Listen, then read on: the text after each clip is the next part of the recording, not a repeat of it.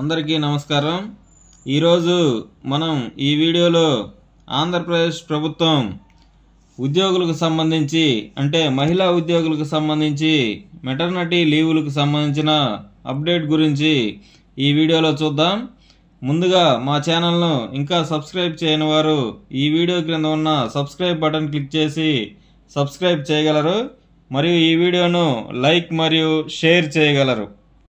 ఇక ఈరోజు వీడియోలోకి వెళితే ఆంధ్రప్రదేశ్ రాష్ట్రంలో మహిళా రాష్ట్ర ప్రభుత్వ ఉద్యోగులు మరియు ప్రభుత్వ రంగ సంస్థల్లో పనిచేసే మహిళా ఉద్యోగులు అంటే కాంట్రాక్ట్ మరియు అవుట్సోర్సింగ్ మహిళా ఉద్యోగులు మరియు ఆశా కార్యకర్తలు అంగన్వాడీ కార్యకర్తలకు 180 రోజుల మెటర్నిటీ లీవులు మాతృత్వ సెలవులు మంజూరు చేస్తుంది।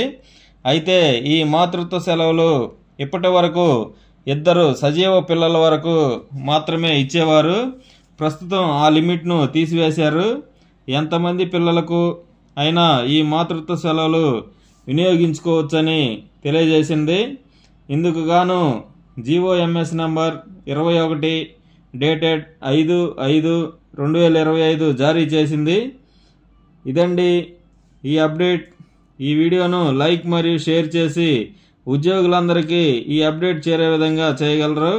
Thanks for watching. Thanks to everyone.